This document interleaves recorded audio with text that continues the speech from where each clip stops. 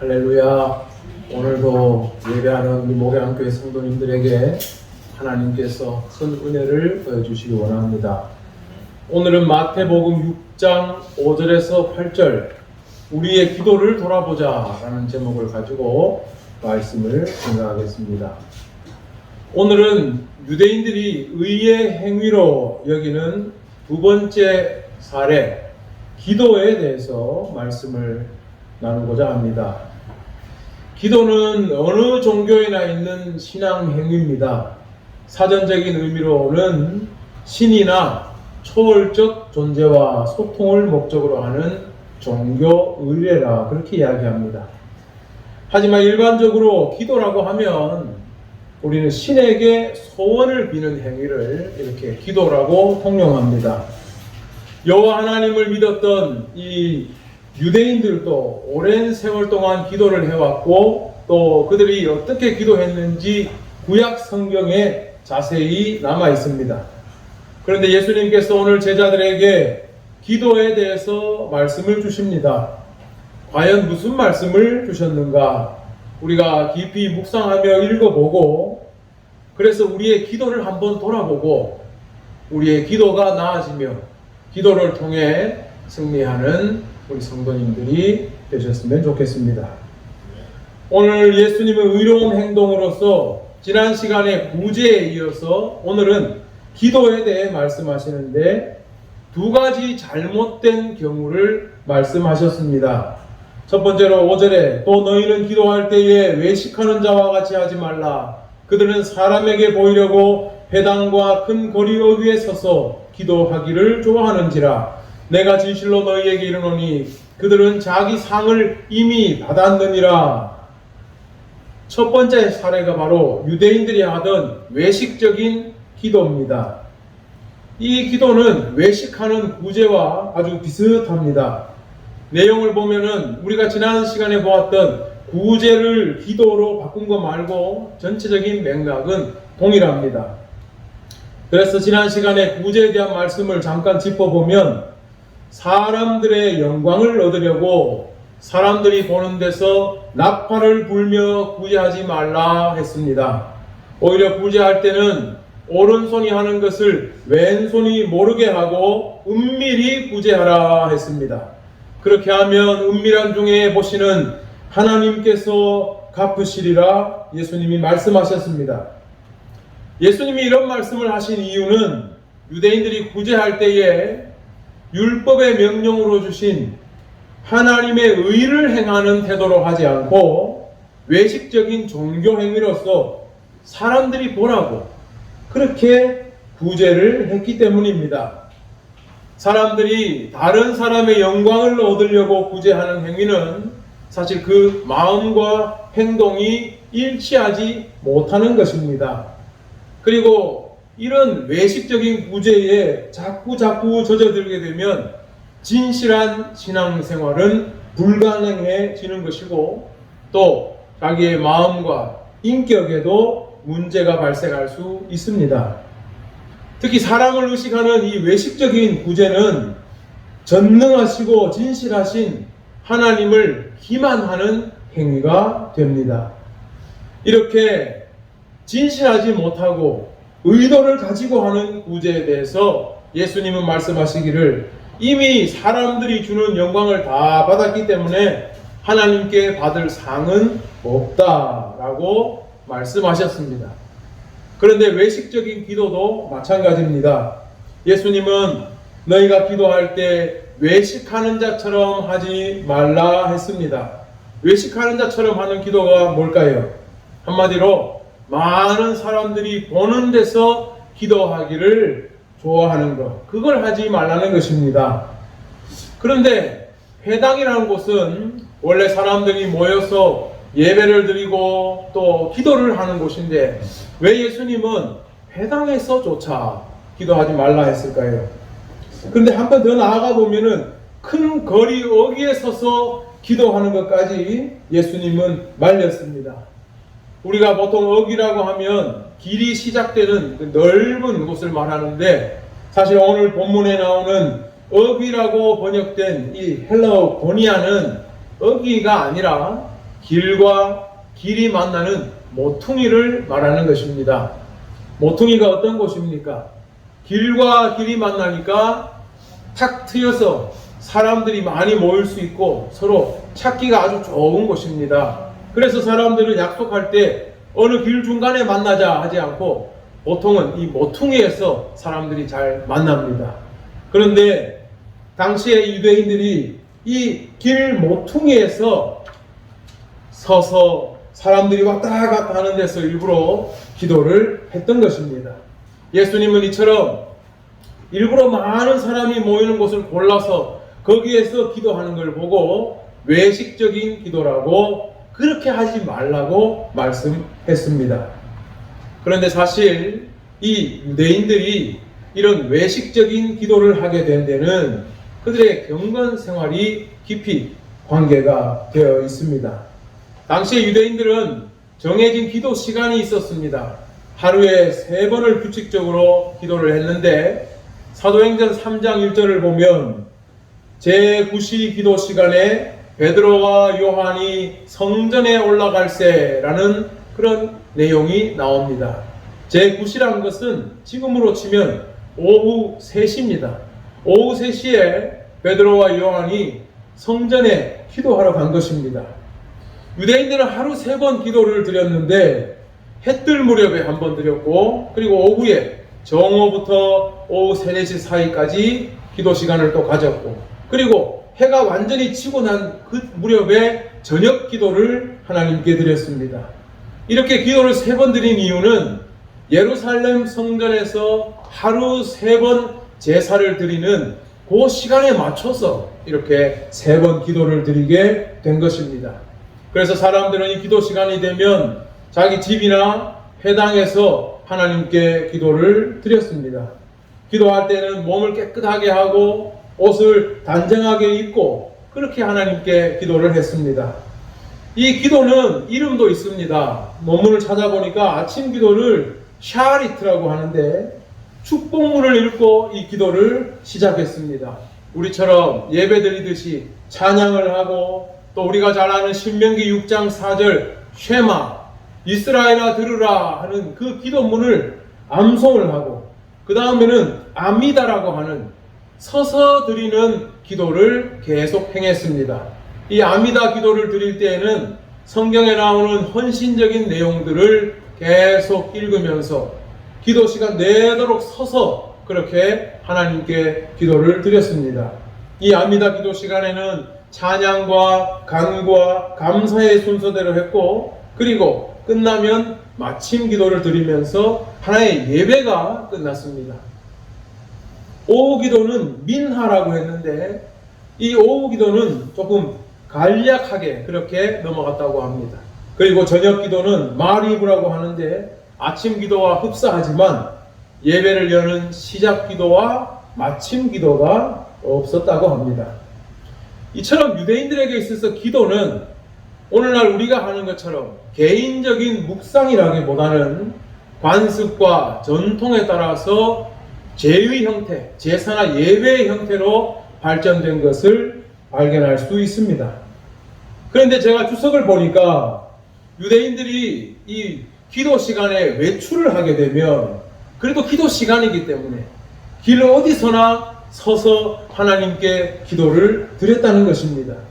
그런데 나중에는 사람들 중에 일부러 외출 시간에 밖에 나가서 사람들이 보는 데서 서서 기도하기를 좋아하는 자들이 생겨나기 시작했다는 겁니다. 처음에는 의도하지 않았는데 길에서 그 기도 시간을 맞춰서 하나님께 기도하는 걸 보고 사람들이 야, 참 저 사람 믿음이 좋구나, 길에서까지 저렇게 기도 시간을 지키는구나 칭찬하고 존경을 표하는 걸 보고서 나중에는 일부러 기도 시간이 되면은 밖에 나가서 길 모퉁이에 서서 사람들 보라고 기도하는 사람들이 생겨나기 시작했다는 것입니다. 유대인들의 기도가 왜 외식으로 이렇게 흘러갔는지를 알 수 있는 대목입니다. 자, 그런데 유대인의 기도가 외식으로 흘러간 이유를 무슬림의 기도에 대한 어떤 글을 보면서 더 쉽게 이해하게 됐습니다. 무슬림은 여러분 아시는 대로 하루에 5번을 기도합니다. 유대인들은 아침에 눈 떠서 하고 오후에 하고 밤에 해지면 하는데 무슬림은 하루 5번을 기도를 합니다. 어디를 가든 이들은 기도를 하고 기도 시간이 되면 길에 헝겊을 깔고 엎드려서 메카를 향해서 엎드려서 기도를 합니다. 그래서 세계 어디가 있든지 그 메카의 방향을 정확하게 찾기 위해서 무슬림들은 나침판까지 가지고 다닙니다. 메카가 어디 있는지 가리키는 나침판이 있어요. 이 무슬림은 기도 외에도 여러 신앙의 의무가 있습니다. 금식이라고 하는 라마단이라는 게 있고 또 구제의 의무가 있습니다. 그리고 전쟁이 나면은 성전에 참여해야 되는, 지하드에 참여해야 되는 의무가 있어요. 그리고 죽기 전에는 성지 순례를 한 번을 해야 된다는 의무가 있습니다. 그런데 다른 의무들은 크게 남눈에 띄지 않는다고 합니다. 하지만 하루에 5번 드리는 이 기도는 남들이 다 볼 수 있는 거예요. 특히나 가족들은 우리 가족 누가 이 5번의 기도 시간을 잘 지키는지 안 지키는지를 확실하게 알 수가 있는 겁니다. 그래서 신앙의 의무가 많지만 무슬림들이 가장 신경 쓰는 신앙의 의무가 뭐냐 하면 바로 하루 5번 기도하는 것이었어요. 이거는 현실입니다. 현실. 그래서 무슬림의 신앙생활을 돕는 어떤 사이트에는 이런 질문이 있었대요. 기도하지 않는 형제들과 관계를 어떻게 해야 합니까? 이런 질문이 올라왔는데 종교 지도자가 답하기를 이렇게 답했답니다. 기도하지 않는 사람과는 관계를 단절하고 결혼을 금지시키고 만약 약혼을 했으면 결혼을 취소하고 자식에게 상속을 약속했다가도 기도를 똑바로 안 하면 상속도 금지하라. 이렇게 답을 준대요. 쉽게 말하면 기도하지 않는 사람은 모든 권한이 박탈되는 것이고 정상적으로 살 수 없게 되는 겁니다. 무슬림이나 유대교나 비슷한 면이 굉장히 많이 있습니다. 이들처럼 하나의 절대 종교가 지배하는 나라에서는 모든 사람이 참여하는 기도에 참여하지 않을 그런 권한이 없는 겁니다. 만약에 그런 기도에 참여하지 않으면 나는 여기 살기 싫다. 목숨 내놓고 사는 것입니다. 가령 우리 조선시대에 유교 예법을 지켜야 하는 양반이 나는 조상제사 안 지내겠다 이러고 양반으로 살 수 있습니까? 살 수가 없는 거예요. 그것과 마찬가지입니다. 모두가 기도 의무를 지켜야 하는 이 종교 국가에서는 기도하지 않고는 살 수 없는 거예요. 그러다 보니까 기도는 기도가 아니라 점점 관습화된 하나의 법규같이 되었고 사람들은 점점 외식적인 기도, 나는 이렇게 기도 시간에 열심히 기도해, 이걸 남들에게 보이기 위해 길바닥에 서서 기도하고 점점 외식적인 형태로 굳어지게 된 것입니다. 물론 그런 기도를 하면서도 하나님과 소통하는 사람들도 있었겠죠. 하지만 대부분의 사람들은 관습을 넘어서 하나의 법규처럼 변해버린 이런 기도, 이런 사회 환경에서 어떤 차별이나 불이익을 당하지 않기 위해서 점점 외식적인, 남들이 나를 보고 있는지 그걸 의식하면서 기도할 수밖에 없었던 것입니다. 그래서 예수님께서 기도를 말씀하시면서 맨 먼저 이야기한 것이 외식하는 자처럼 기도하지 말라 했습니다. 예수님이 말씀하신 비판의 이 포인트는 뭐냐면 그들이 사람들과 서서 기도하는 걸 문제 삼은 게 아니에요. 유대인은 누구나 그렇게 기도했습니다. 예수님이 이들을 외식하는 기도라고 비판한 이유는 기도의 본질이 뒤바뀌었기 때문이에요. 기도는 하나님을 향해야 하는데 사람을 보고 기도했던 것이 문제입니다. 한마디로 기도의 본질이 바뀐 거고 본질을 잃어버린 것입니다. 그래서 예수님은 어떻게 기도하라 했습니까? 너는 기도할 때 내 골방에 들어가서 문을 닫고 은밀한 중에 계신 내 아버지께 기도하라 했습니다. 은밀한 중에 보시는 내 아버지께서 갚으시리라 했습니다. 이 골방이라는 것은 창고방도 되고 헛간도 되고 벽장도 되고 다 됩니다. 나 혼자 딱 있을 수 있는 그런 곳에 가서 기도하라 했습니다. 거기다가 예수님은 문을 닫고 기도하라 했습니다. 아무도 안 보는 데서 기도하는 티도 내지 말고 혼자 하라는 말씀입니다. 은밀한 중에 계신 내 아버지께 기도하라는 것이 바로 그것입니다. 그럼 왜 예수님은 이렇게 기도하라고 했습니까? 기도의 본질은 하나님과 소통하는 것이기 때문입니다. 하나님께 감사와 찬양을 드리든 하나님께 소원을 아뢰든 하나님께 내 처지를 푸념하든 원망을 하든 기도는 하나님을 향해야 하고 하나님께 해결책을 구해야 하는 것입니다. 내가 회중 기도의 대표를 맡은 사람이 아니라면 내 기도를 굳이 남이 들어야 할 이유가 없는 것입니다. 그런데 외식적인 기도는 어떻습니까? 내 얼굴은 하늘을 향해 있는데 내 마음은 사람을 향해 있어요. 내 목소리는 막 크게 하나님을 부르짖고 있는데 내 마음은 누가 나를 봐주지 않는가? 그걸 보고 있었던 것입니다. 그렇기 때문에 이런 기도는 남들에게는 의로운 행위로 비칠지언정 엄밀히 말해 기도라 할 수가 없는 것입니다. 예수님께서 골방에서 은밀히 기도하라는 것은 기도의 본질을 돌아보라는 것입니다. 기도는 먼저 너의 마음이 하나님을 향해야 한다는 것입니다. 우리가 구약 성경에서 이 인간의 첫 기도를 창세기 4장 26절에서 찾을 수가 있습니다. 아담이 에덴에서 쫓겨난 뒤에 가인과 아벨을 낳았는데 가인이 아벨을 죽였어요.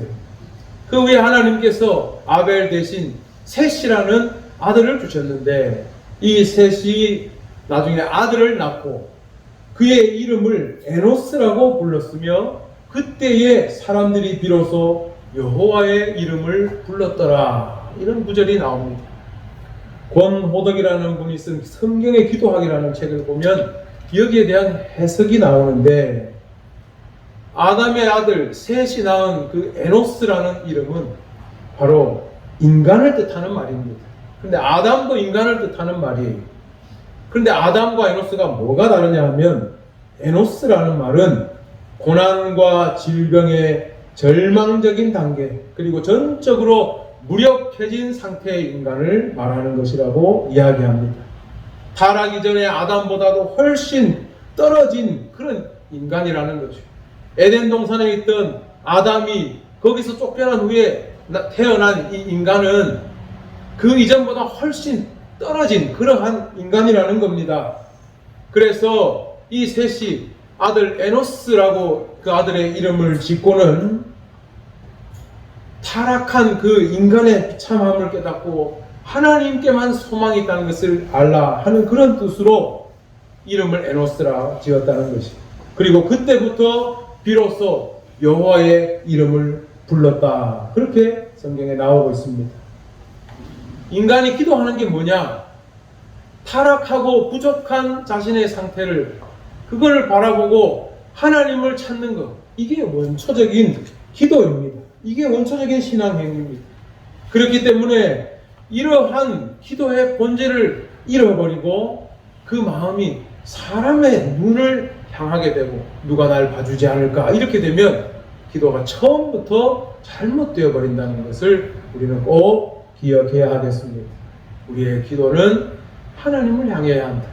부족한 우리의 인간으로서 하나님의 이름을 부르는 것, 그게 바로 기도입니다. 그래서 시편에 보면 모든 기도의 처음에 어떻게 되어 있습니까? 여호와여 나의 대적이 어찌 그리 많은지. 하나님의 이름을 부릅니다. 여호와여 우리 주여 주의 이름이 온 땅에 어찌 그리 아름다운지.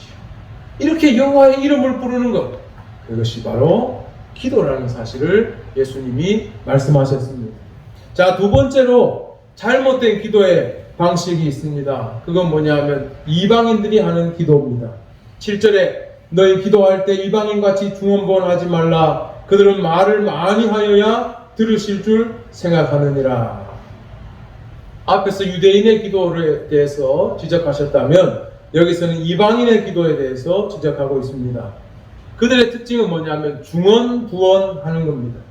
중언부언이란 했던 말 또 하고 쓸데없는 말을 되풀이하는 겁니다. 여기에 나오는 헬라어 동사도 바톨로게오라는 말이 똑같은 의미예요. 쓸데없는 말, 같은 말을 계속하는 겁니다.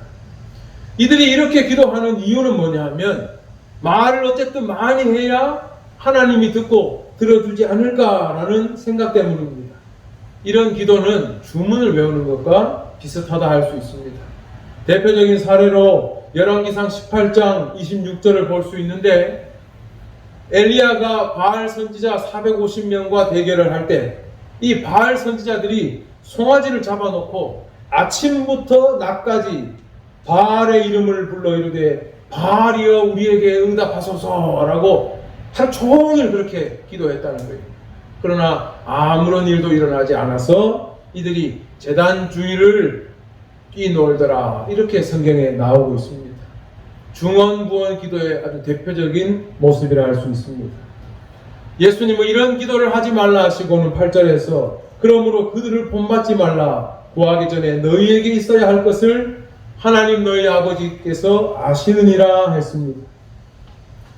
예수님이 유대인의 기도를 비판한 그 포인트가 바로 사람에게 보이려고 하는 외식이었다면 이방인의 기도를 비판하신 포인트는 뭐냐 하면 바로 조바심입니다. 인간의 조바심. 기도할 때 많은 말을 하면 들어주실 거라는 생각은 쓸데없는 말이라도 계속 일단 내뱉어야 된다는 생각에 사로잡히니까 중언부언이 됩니다. 그러다 보면 기도는 하나님을 향한 간구가 아니라 이거 안 이루어지면 어쩌나 이런 불안에 사로잡혀서 나중에는 하나님을 향한 채근이 되고 독촉이 될 때가 있습니다. 제가 예전에 큰 교회에서 부교육자로 생활할 때 보면 교회 구석구석에 참 답답한 마음으로 와서 이렇게 기도하는 분들을 볼 수 있어요. 뭐 낮이든 밤이든. 뭐 답답하니까 그러시겠죠. 간절히 기도합니다. 막 부르짖어 기도합니다. 근데 나중에 가만히 듣다 보면 기도하는 게 아니고 막 하나님을 책망하는 것 같아요. 하나님을 막 꾸짖는 듯한 그런 느낌을 받을 때가 있었습니다. 우리는 기도할 때 자칫하면 이거 반드시 응답 받아야 되는데 못 받으면 어떡하나 조바심에 사로잡히게 될 때가 있습니다. 예수님께서 중언부언하지 말고 많은 말을 하려고 하지 말라는 이유는 하나님께서는 이미 우리에게 있어야 할 것을 알고 계시기 때문이라고 했습니다.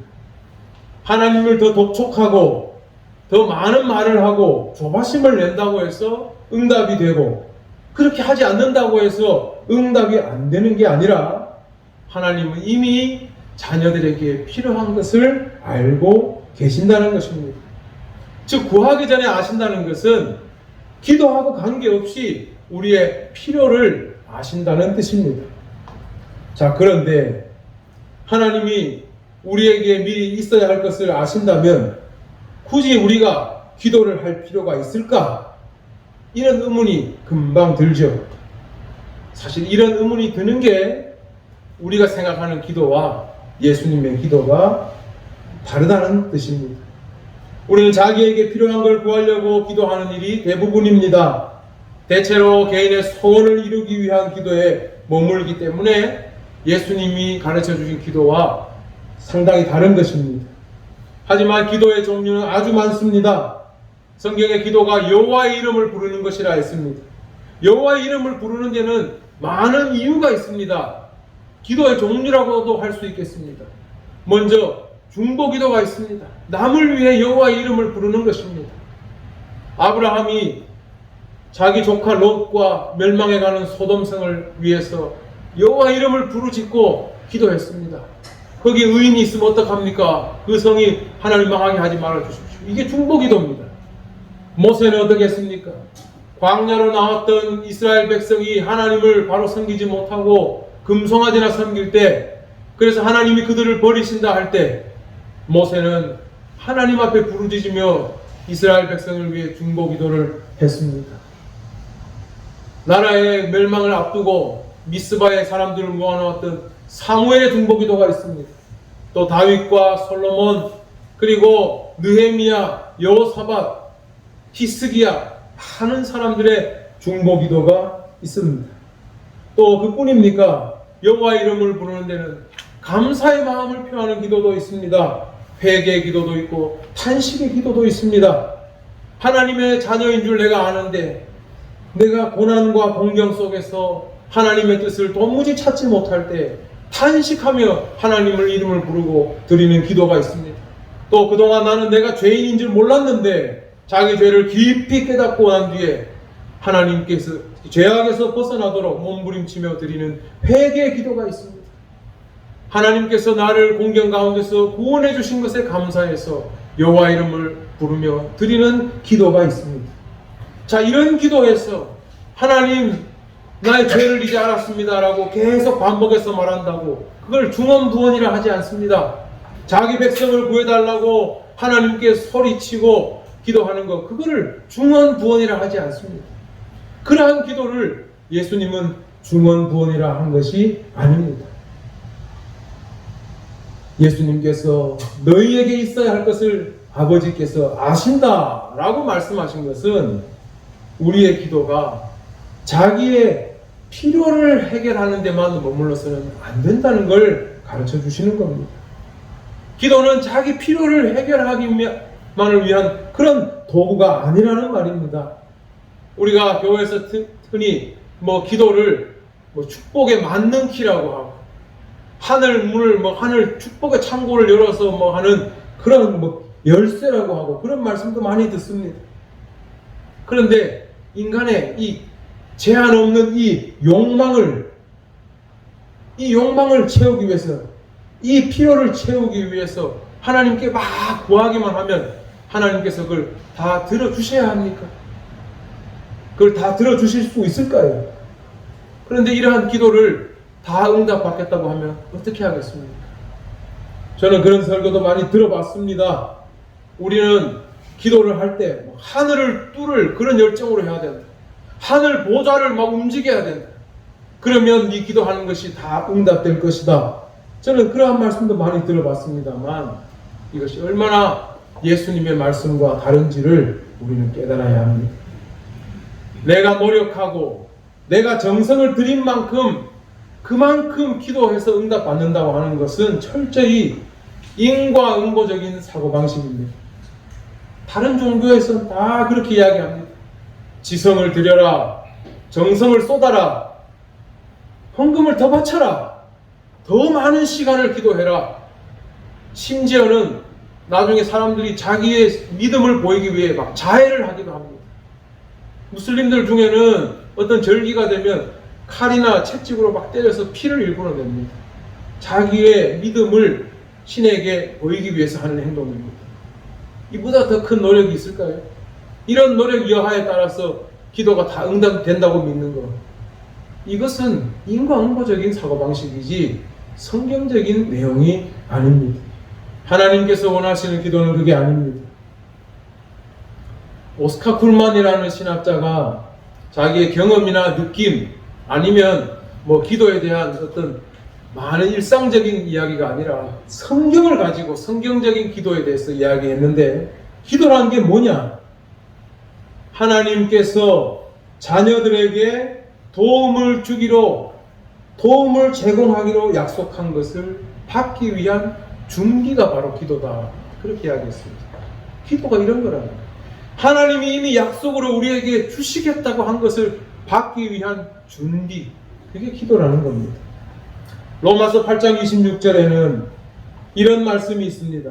성령이 우리의 연약함을 도우시나니 우리는 마땅히 기도할 바를 알지 못하나 오직 성령이 말할 수 없는 탄식으로 우리를 위하여 친히 간구하시느니라.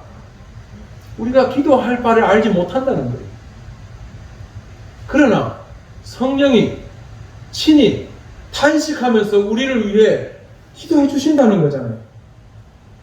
그럼 성령이 우리 대신 기도를 하면 우리는 기도할 일이 없어지는 것일까요? 아닙니다. 성령이 대신 탄식으로 우리를 위해 친히 간구한다는 것은 우리가 기도 안 해도 된다는 것이 아니라, 기도라는 것이 하나님이 제공하신 것들을 받기 위한 준비의 작업인데, 우리가 이게 어떻게 할 줄을 모르니까 성령이 그것을 도와주신다는 겁니다. 그러한 준비를 우리 안에 계신 성령이 도와주신다는 거예요. 하나님의 약속하신 그것을 받을 수 있도록 준비하는 것을 도와주신다는 거예요. 바로 우리가 그러한 준비를 함께 해나가는 것이 바로 기도라는 것입니다. 내가 막 노력과 정성을 들여서 무조건 받아내고 무조건 내 손에 움켜쥐는 게 기도가 아니라 하나님께서 하나님 나라를 우리에게 약속하셨는데 이게 우리가 어떻게 받을지도 모르는데 성령이 그 약속한 것을 받도록 우리의 기도를 우리를 위해 대신 간구하시고 도와주신다는 겁니다. 그래서 성령은 우리 마음 안에 계시면서 우리의 언어를 가지고 하나님과 소통하게 하시고 때로는 언어를 뛰어넘어서 우리의 영을 통해 하나님의 영으로 바로 가는 방언 기도를 하게 하십니다. 그래서 바울은 말하기를 방언 기도도 중요하고 네 마음의 기도도 중요하다고 했습니다. 고린도전서 14장 15절에는 이야기합니다. 그러면 어떻게 할까? 내가 영으로 기도하고 또 마음으로 기도하며 내가 영으로 찬송하고 또 마음으로 찬송하리라. 성령이 우리 안에 계신 성령이 우리를 하나님의 약속을 받도록 기도를 도와주시기 때문에 방언 기도도 있고 우리의 입으로 하는 마음의 기도도 있다는 거예요. 어쨌든 중요한 것은 성령이 기도하게 도우신다는 것이고 우리는 도움을 이고 그것을 받을 준비를 해야 한다는 것이고 그것이 바로 기도라는 말씀입니다. 우리의 기도가 어떻게 하겠습니까? 바로 이러한 기도에 가까워져야 하겠죠. 무조건 하나님의 보좌를 막 흔들어 가지고 내가 필요로 하는 거, 내가 원하는 것을 다 내 손에 움켜쥐겠다고 하는 것은 성경 어디에서도 그렇게 가르치지 않습니다만 왜 그러한 말들이 도처에 다 퍼지고 그것이 진리처럼 선포되고 있는지 안타까울 뿐입니다. 예수님은 오늘 두 가지 기도에 대한 문제를 지적하셨습니다. 유대인들이 하는 외식적인 기도, 이방인들이 하는 중언부언의 기도. 그런데 우리는 아직도 여전히 이런 기도에 머물러 있는 것이 현실입니다. 오늘날 한국 교회를 보면 여전히 유대인들의 외식적인 기도가 많이 남아 있습니다. 기독교 신앙이 자리를 잡고 교회 제도가 체계화되면 될수록 사실 외식적인 기도의 유혹이 더 큽니다. 외식적인 기도란 다시 말해서 제의화된 기도, 예배 형식으로 의례처럼 바뀐 그런 기도를 말하는 겁니다. 오늘 한국 교회는 그런 기도가 얼마나 많은지 모릅니다. 새벽 기도, 수요 기도, 금요 기도, 각 부서에서 하는 부서별 기도, 또 목사님들이 좋아하는 조찬 기도, 그것만 있나요? 또 틈틈이 특별 새벽 기도, 월초가 되면 월삭 기도, 새해가 되었다고 신년 기도, 수능이 되었다고 수능 기도, 무슨 기도회가 이렇게 많은지 모릅니다. 이 기도회는 1년 내도록 돌아가며 예배 형식을 다 띠고 있습니다. 교회 중직을 맡은 사람들은 의무적으로 참여하지 않을 수가 없습니다. 이걸 참여하면서 체면 치레를 하는 것입니다. 사람을 보고 참석하는 거예요. 솔직히 말해서. 그리고 내가 또 열심히 참여하면 할수록 내 마음에는 어떤 의의가 생깁니다. 나는 이렇게 열심히 기도해 참석하고 있구나. 자기 의의가 막 자라나기 시작합니다. 또 한편으로는 내가 교회 중직을 맡아서 열심히 이런 데 참석하면서 하나님의 복을 살짝 기대하기도 합니다. 나는 이런 기도에 싹 다 참석했는데 하나님이 뭔가 이렇게 나한테 그러면 막 좋은 걸 주시지 않을까? 그런 생각을 가지고 교인들 앞에서도 당당했는데 어느 날 막 일이 안 풀리고 막 꼬입니다. 그러면은 하나님 앞에 기도하지 않아요. 교인들 막 보기 부끄러워해요. 그래서 막 교회를 떠나는 사람들을 많이 봤습니다. 대체 누구를 보고 기도한 겁니까? 누구를 믿었던 거예요? 오늘날 이 교회 안에 그러한 모습이 얼마나 많은지 모릅니다. 사람을 보고 하는 기도는 기도의 본질을 잃어버린 것입니다.